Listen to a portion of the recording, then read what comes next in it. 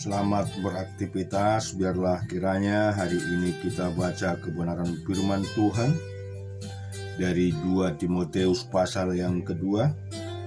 Sebab itu hai anakku, jadilah kuat oleh kasih karunia dalam Kristus. Apa yang telah engkau dengar daripadaku di depan banyak saksi, percayalah itu kepada orang yang dapat dipercayai, yang juga cakap mengajar orang lain. Ikutlah menderita sebagai seorang prajurit yang baik dari Kristus Yesus. Seorang prajurit sedang berjuang, tidak memusingkan dirinya dengan soal-soal kehidupannya, supaya dengan demikian ia berkenan kepada komandannya. Seorang olahragawan hanya dapat memperoleh mahkota sebagai juara apabila ia bertanding menurut peraturan-peraturan olahraga. Seorang petani yang bekerja keras haruslah yang pertama menikmati hasil usahanya. Perhatikanlah apa yang kukatakan. Tuhan akan memberi kepadamu pengertian dalam segala sesuatu. Ingatlah ini, Yesus Kristus yang telah bangkit dari antara orang mati, yang telah dilahirkan sebagai keturunan Daud. Itulah yang kuberitakan dalam Injilku. Karena pemberitaan Injil inilah aku menderita, malah dibelenggu seperti seorang penjahat, tetapi firman Allah tidak terbelenggu. Karena itu aku sabar menanggung semuanya itu bagi orang-orang pilihan Allah, supaya mereka juga mendapat keselamatan dalam Kristus Yesus dengan kemuliaan yang kekal. Benarlah perkataan ini, jika kita mati dengan Dia, kita pun akan hidup dengan Dia. Jika kita bertekun, kita pun akan ikut merintah dengan Dia. Jika kita menyangkal Dia, Dia pun akan menyangkal kita. Jika kita tidak setia, Dia tetap setia karena Dia tidak dapat menyangkal dirinya.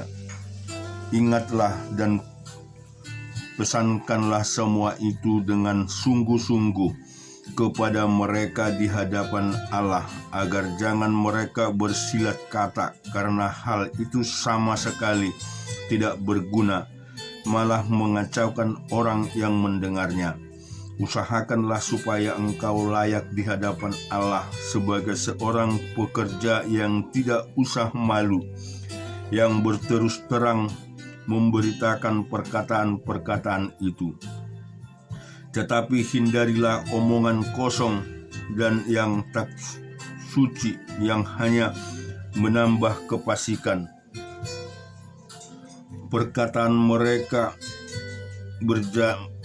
menjalar seperti penyakit kanker di antara mereka, termasuk Himeneus dan Filetus, yang telah menyimpang dari kebenaran dan mengajarkan bahwa kebangkitan kita telah berlangsung, dan dengan demikian merusak iman sebagian orang.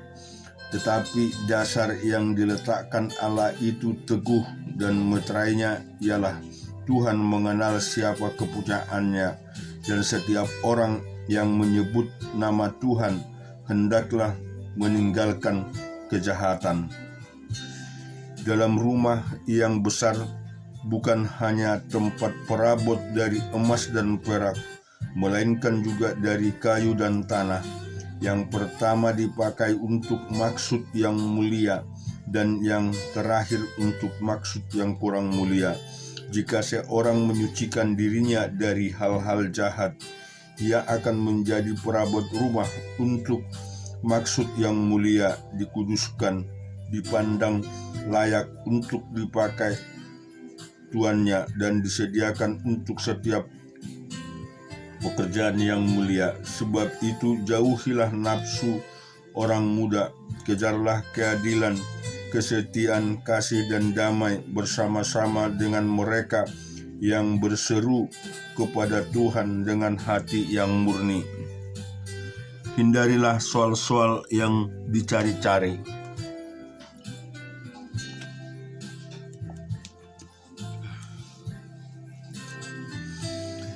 Yang bodoh, yang tidak layak. Engkau tahu bahwa soal-soal itu menimbulkan pertengkaran, sedangkan seorang hamba Tuhan tidak boleh bertengkar, tetapi harus ramah terhadap semua orang. Ia harus cakap, mengajar, sabar, dan dengan lemah lembut dapat menuntun orang yang suka melawan.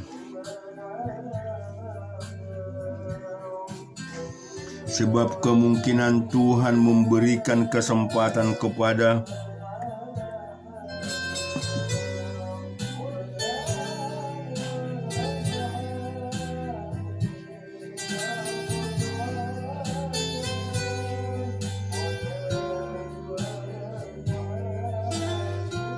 dan dengan lemah lembut dan dapat menuntun orang yang suka melawan.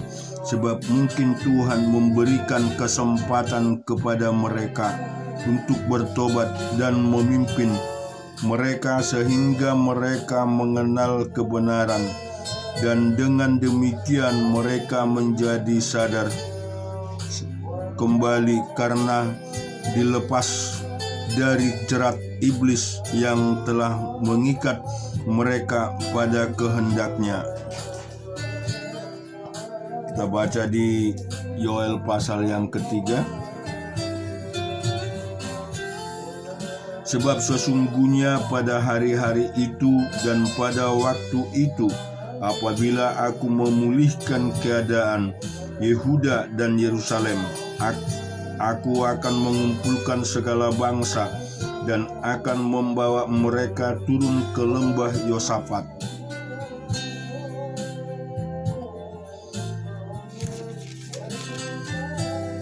Kita akan baca di Amos pasal yang pertama. Perkataan yang dinyatakan kepada Amos, salah seorang peternak domba di Tekoa, tentang Israel pada zaman Usia raja Yehuda dan dalam zaman Yerobeam anak Yoas raja Israel, 2 tahun sebelum gempa bumi. Berkatalah ia, Tuhan mengaum dari Sion, dan dari Yerusalem ia memperdengarkan suaranya. Keringlah padang-padang penggembalaan dan layulah puncak gunung Karmel. Beginilah firman Tuhan, karena 3 perbuatan jahat Damsyik, bahkan 4, aku tidak akan menarik kembali keputusanku, oleh karena mereka telah mengirik Gilead dengan eretan pengirik dari besi. Aku akan melepaskan api ke dalam istana Hazael, sehingga puri Behadad dimakan habis. Aku akan mematahkan palang pintu Damsyik dan melenyapkan penduduk dan biket Awen, serta memegang tongkat kerajaan dari Bet Awen, dan rakyat Aram harus pergi sebagai orang buangan ke Kir. Firman Tuhan, beginilah firman Tuhan.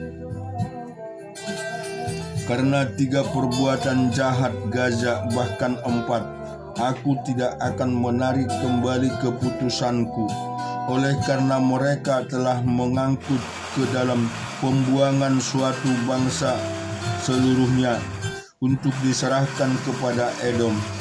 Aku akan melepaskan api ke dalam tembok Gaza, sehingga purinya dimakan habis.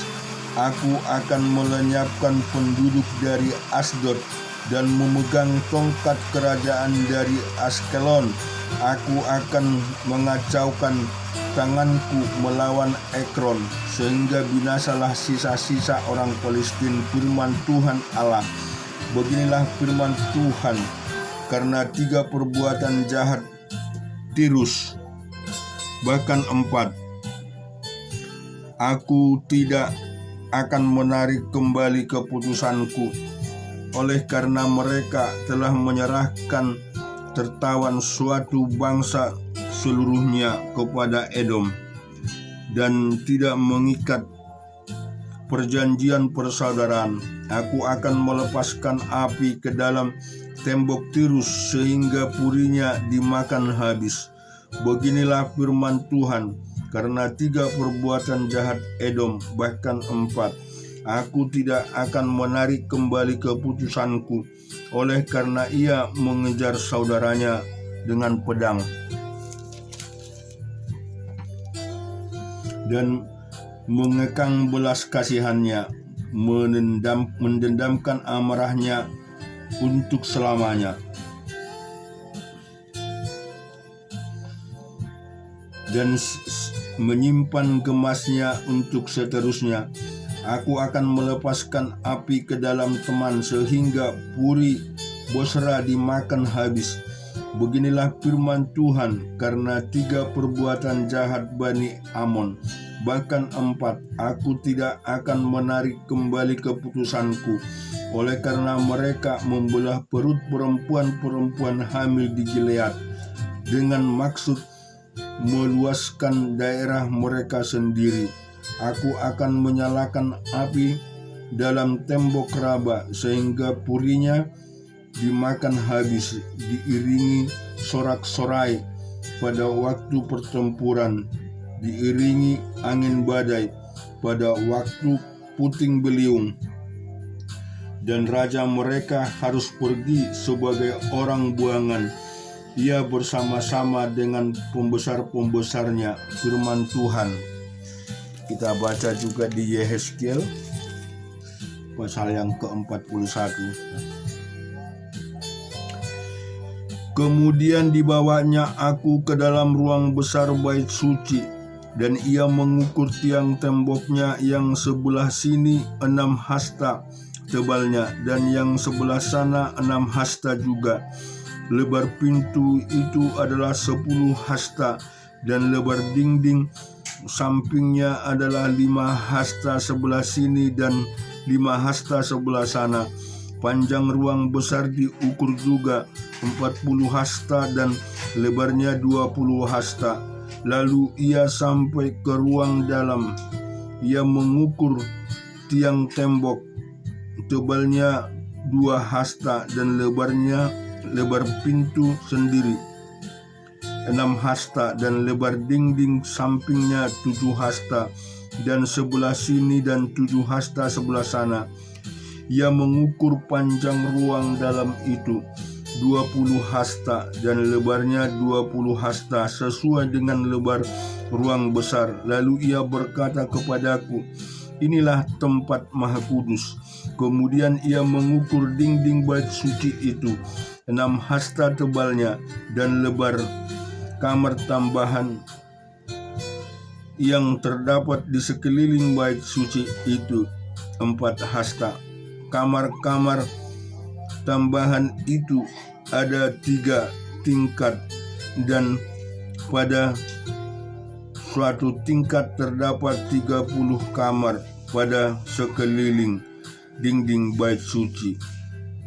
Ada ceruk-ceruk untuk mengokohkan kamar-kamar tambahan itu, sebab kamar-kamar ini tidak digabungkan pada dinding bait suci.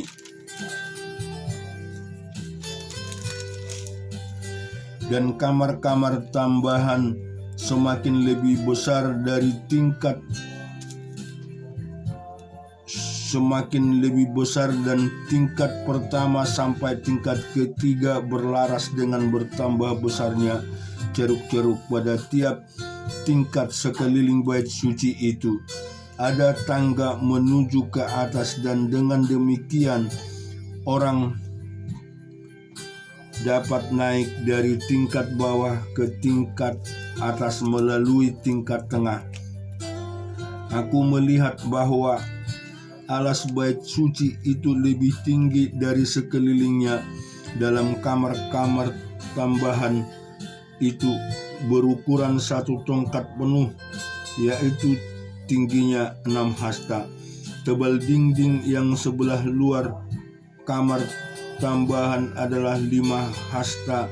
Lebar bagian alas kaki suci yang dibiarkan kosong adalah 5 hasta di antara alas bangunan itu, dan bilik-bilik ada jarak 20 hasta sekeliling bangunan itu, dan pintu-pintu kamar tambahan keluar ke bagian yang kosong itu, 1 pintu di sebelah utara dan 1 pintu di sebelah selatan, dan lebar tempat yang kosong itu ada 5 hasta sekelilingnya.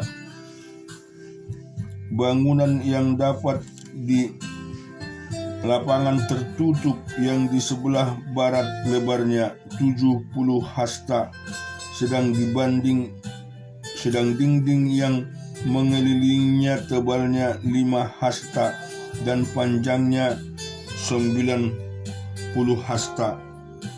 Lalu ia mengukur bait suci itu 100 hasta panjangnya, dan lapangan tertutup bersama bangunan dan dindingnya 100 hasta juga. Begitu juga lebarnya muka bait suci bersama lapangan tertutup sebelah timur 100 hasta. Kemudian ia mengukur panjang bangunan yang terdapat di lapangan tertutup sebelah barat bersama serambi-serambinya di kedua belah 100 hasta, ruang besar, ruang dalam, dan balai luar.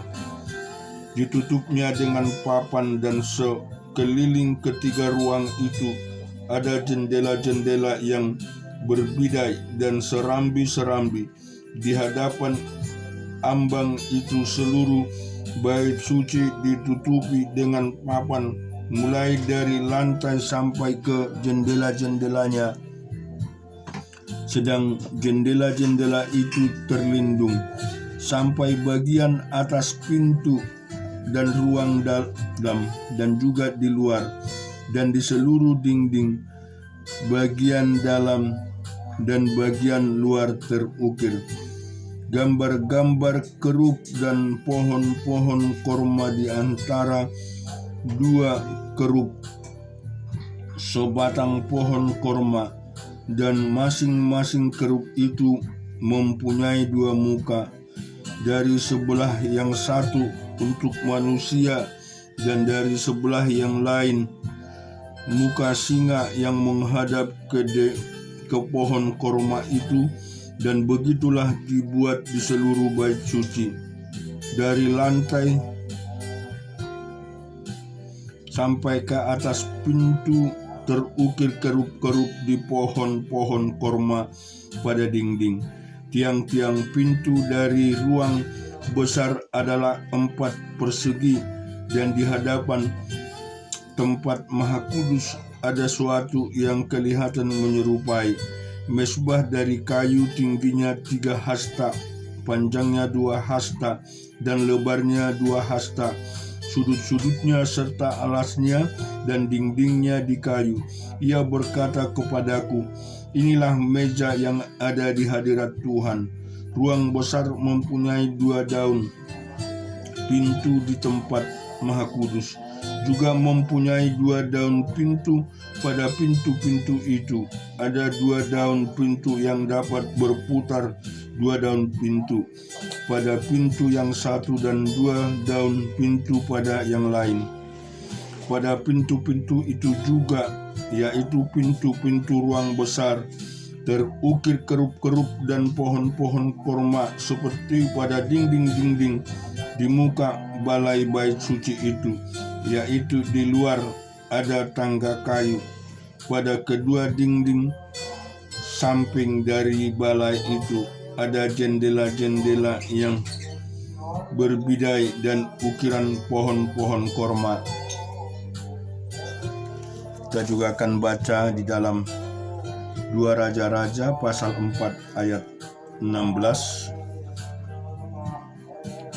2 Berkatalah Elia, pada waktu seperti ini juga tahun depan engkau ini akan menggendong seorang anak laki-laki. Tetapi jawab perempuan itu, janganlah tuanku, ya abdi Allah, jangan berdusta kepada hambamu ini.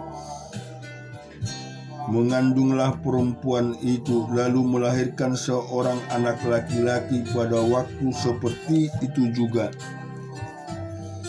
Pada tahun berikutnya, seperti yang dikatakan Elisa kepadanya, setelah anak itu menjadi besar, pada suatu hari keluarlah ia mendapatkan ayahnya di antara penyabit-penyabit gandum.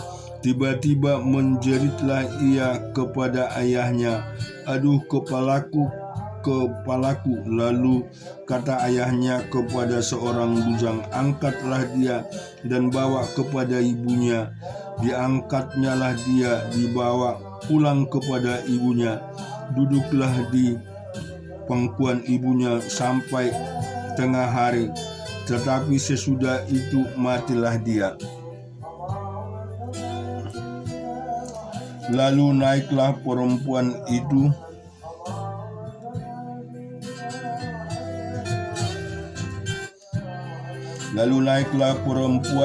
dibandingkannyalah dia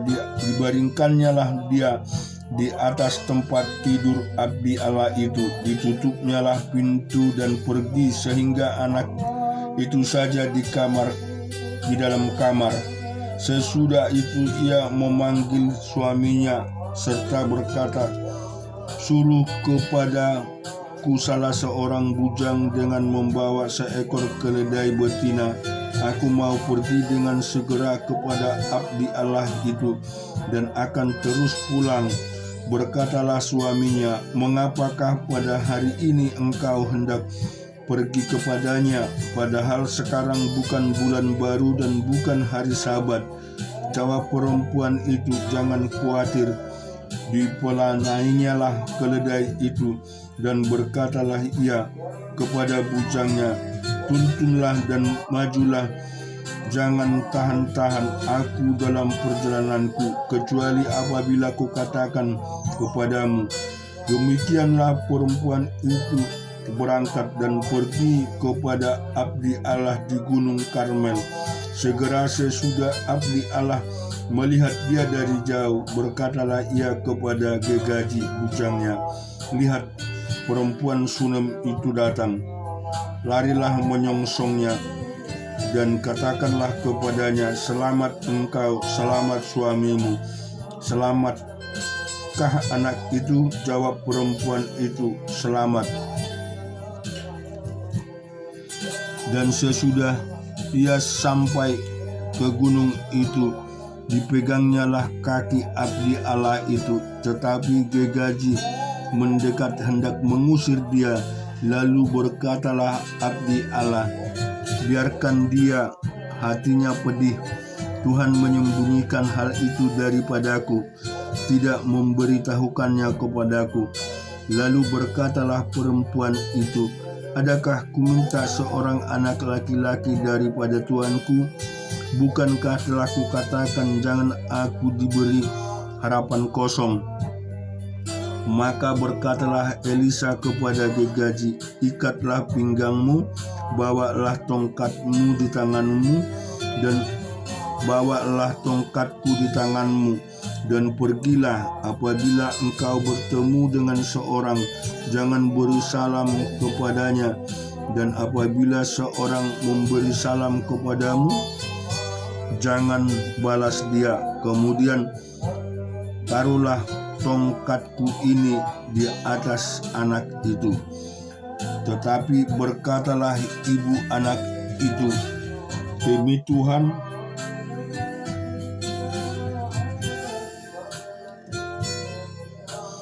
yang hidup dan demi hidupmu sendiri, sesungguhnya aku tidak akan meninggalkan engkau. Lalu bangunlah Elisa dan berjalan mengikut perempuan itu.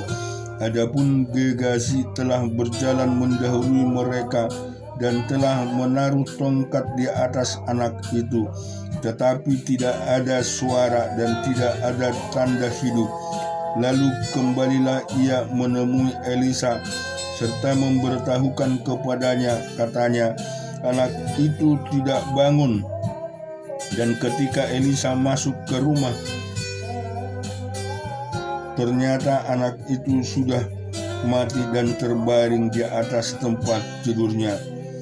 Sesudah itu masuk, ditutupnya lah pintu sehingga ia sendiri dengan anak itu di dalam kamar. Kemudian berdoalah ia kepada Tuhan.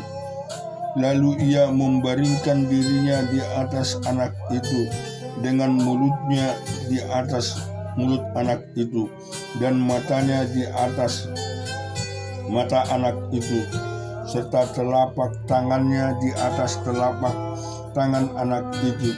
Dan karena ia meniarap di atas anak itu, maka menjadi panaslah badan anak itu. Sesudah itu ia berdiri kembali dan berjalan dalam rumah itu, sekali ke sana dan sekali ke sini. Kemudian meniarap pula lah ia di atas anak itu. Maka bersinlah anak itu sampai 7 kali, lalu membuka matanya. Kemudian Elisa memanggil Gehazi dan berkata, panggillah perempuan Sunem itu. Dipanggilnyalah dia, lalu datanglah ia kepadanya. Maka berkatalah Elisa, angkatlah anakmu ini. Masuklah perempuan itu lalu tersungkur di depan kaki Elisa dan sujud menyembah dengan mukanya sampai ke tanah. Kemudian diangkatnya anaknya lalu keluar. Elisa kembali ke Gilgal pada waktu ada kelaparan di negeri itu. Dan ketika pada suatu kali rombongan nabi duduk di depannya, berkatalah ia kepada bujangnya, taruhlah kuali yang paling besar di atas api dan masaklah sesuatu makanan bagi rombongan nabi itu. Lalu keluarlah seorang dari mereka ke ladang untuk mengumpulkan sayur-sayuran. Ia menemui pohon salur-saluran liar dan memetik daripadanya